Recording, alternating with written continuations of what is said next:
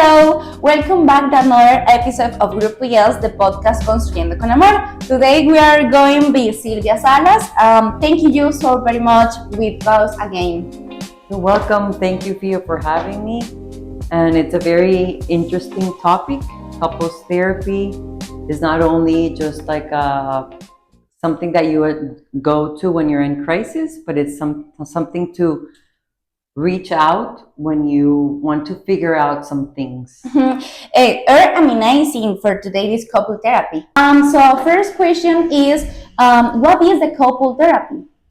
So couples therapy is a space that we allow couples to have in order to understand each other without judgment and with time to talk about things that bother and don't. You also talk about positive things, but it's a space for them to understand why they're together and why they have some things to be fixed. Why do couples go to therapy? Well, there are many reasons couples can come to therapy. It's not only negative things, as I said. Also, it could be to understand some things that are going on and to prevent others from happening.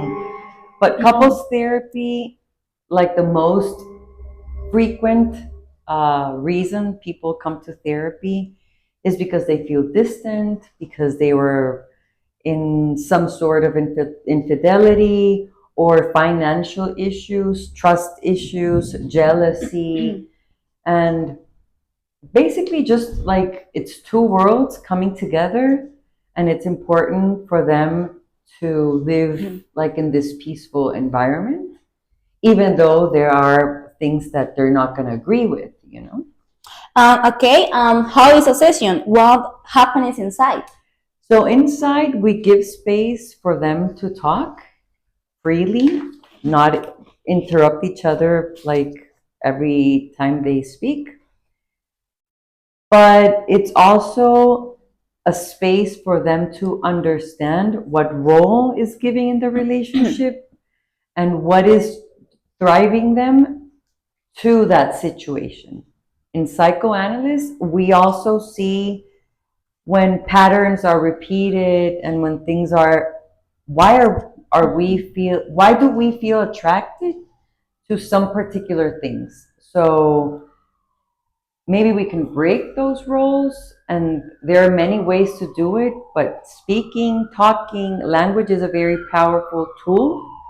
And to communicate with the other person in a very assertive way is really what's gonna drive someone to understand each other. Is it only talking or out exercise? No, sometimes we give exercises or tasks. It's not very frequent in psychoanalysis, right? It's we believe very much in language and in talking and putting yourself out there, but we could give some tests like try something different, or write down what bothers you from the other person, or what do you like about the other person. Remember what drove you two together. Why are you two together? What are your objectives? What is your project? These are things that are not often remembered, and we don't often talk about it. So when we put it in paper and we talk about it, it's a reminder of why we have to work and struggle, even because nothing is peaceful and super cool. No, we're going to have hard times, but it reminds us why we have to work on what we need to change. Can couples therapy save every relationships? Not exactly. And I'm going to say no, because therapy is not magic. If therapy were magic, like a magical tool, things would be very different, right? In therapy, in couples therapy especially, if the two people that are in therapy want to work things out, it's doable. If they want to go through the process, doable. But if one of them is like doubtful and I don't know why I'm gonna be with you and and constantly asking why do we have to go to therapy? I don't think this is necessary. It's gonna be an extra struggle for the couple. But I believe that I know it's not magic, but I believe that when someone wants something, it's very achievable. How long does it take? The session or the process? The progress. Okay. So the process is going to depend on each couple, right? As I said, it's not magic. Or for weekend. Okay. So I'll have constant. Okay. So normally in the beginning of a process, we need to see the couple every week. 10 days the most.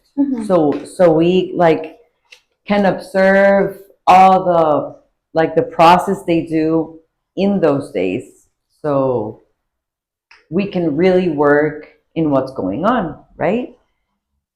But the process, like, it depends a lot on what is going on with the couple. What can they do? Maybe they live abroad or they don't have the time to come every week. But it depends on what's going on too, because it could be 6 weeks, it could be 2 months, it could be a year, it could be years if they have another thing or another issue to work on. Remember that couples therapy is not only when you're in crisis. Couples therapy is unbelievably amazing when you do it previous to a crisis, when you want to really get to know your couple and your partner and you want to have a healthy relationship. You can go to couples therapy. It's not only when you have problems.